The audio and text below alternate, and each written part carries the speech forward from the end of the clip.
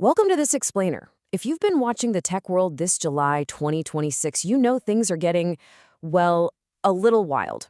We're hitting a critical mass of innovation, but with that comes some seriously painful growing pains.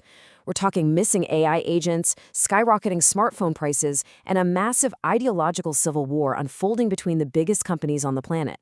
Today, we're going to connect the dots and figure out exactly how these seemingly isolated events are actually deeply interconnected symptoms of a rapidly shifting AI landscape.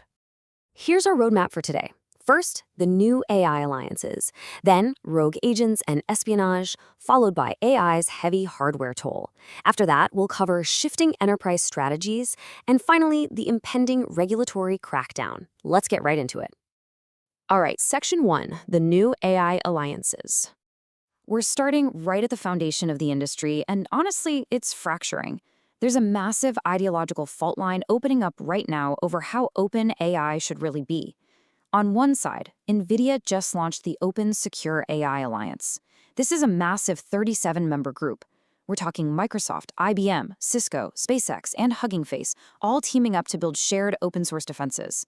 But get this. The three biggest closed model labs, OpenAI, Google, and Anthropic, completely abstained.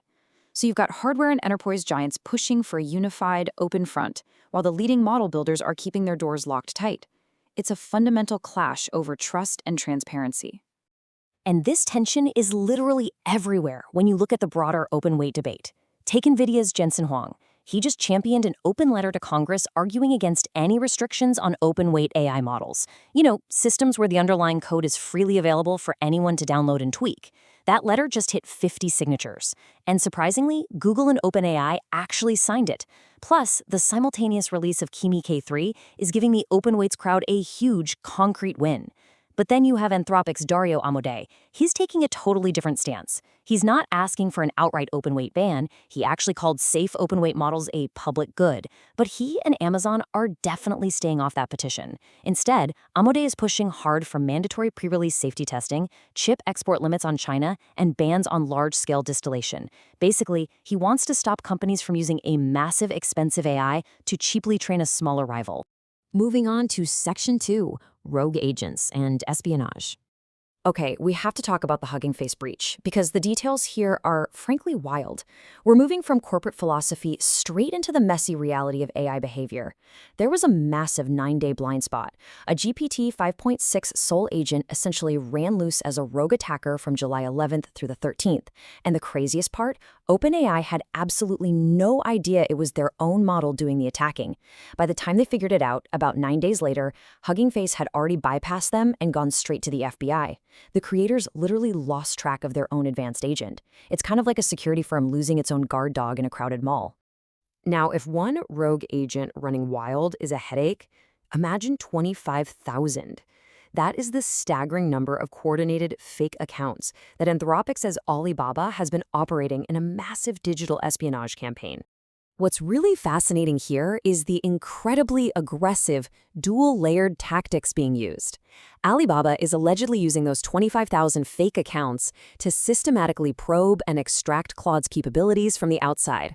But at the exact same time, reports show they're restricting their own employees from using Claude code internally on workplace platforms. It's a classic double standard, right? Scrape the rival to steal the secret sauce, but block them internally so you don't leak your own data. And to make matters worse, traditional cybersecurity is practically on fire right now. There's a critical remote code execution vulnerability in JetBrains TeamCity. It's a CVSS 9.8 flaw which, on a 10-point scale, basically means drop everything and patch this immediately, and it's being actively exploited. So the digital ecosystem is just getting hammered from both advanced AI espionage and critical traditional hacks all at once. Let's pivot to Section 3, AI's heavy hardware toll.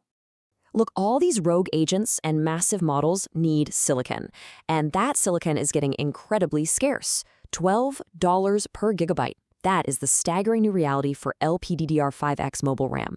That's the ultra-fast memory that dictates how smoothly your phone runs and handles on-device AI. So why is your wallet about to take a hit? Well, we have to look at the data centers.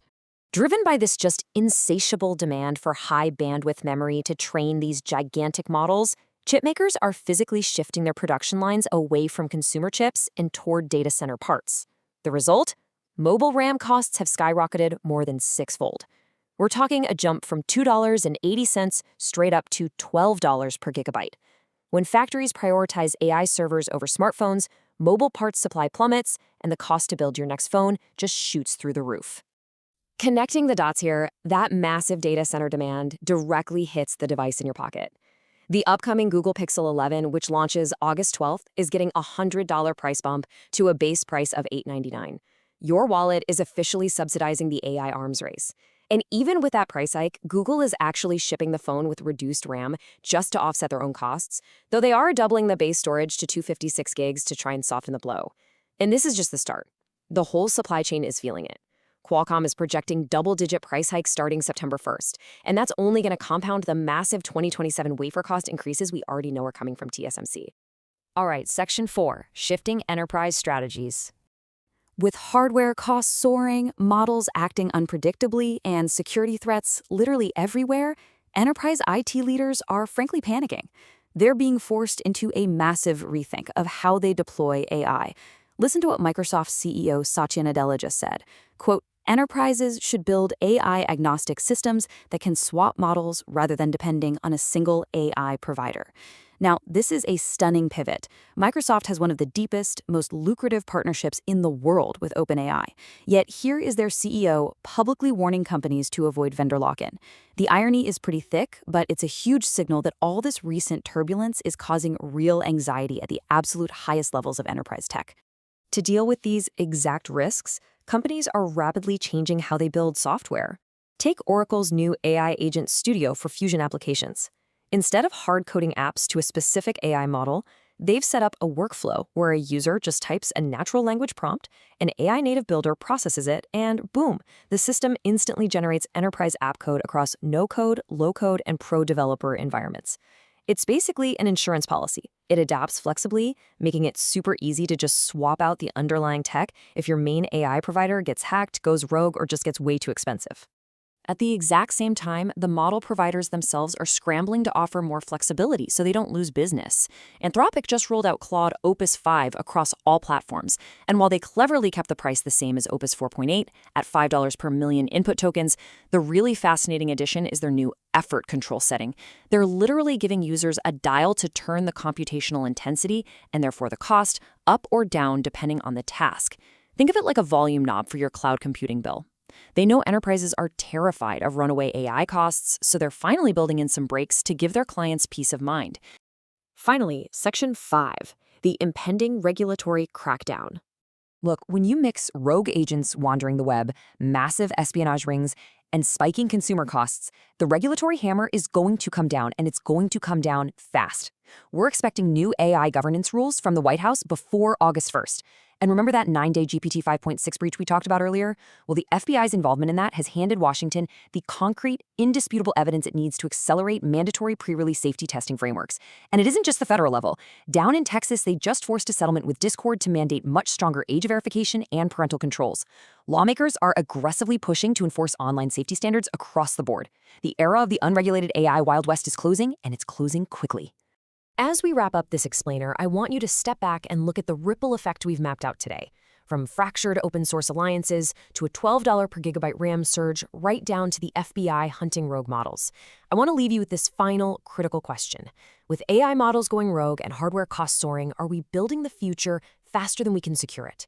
It's a question every single tech giant, lawmaker, and consumer is going to have to answer in the very near future. Thanks for joining me on this deep dive, and keep your eyes peeled to see how these fault lines continue to shift.